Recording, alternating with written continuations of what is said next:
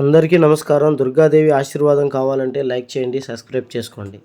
మీనారాశి వారు ఒక స్త్రీ వల్ల కుబేరులు కాబోతున్నారు. ఎవరు ఆ స్త్రీ?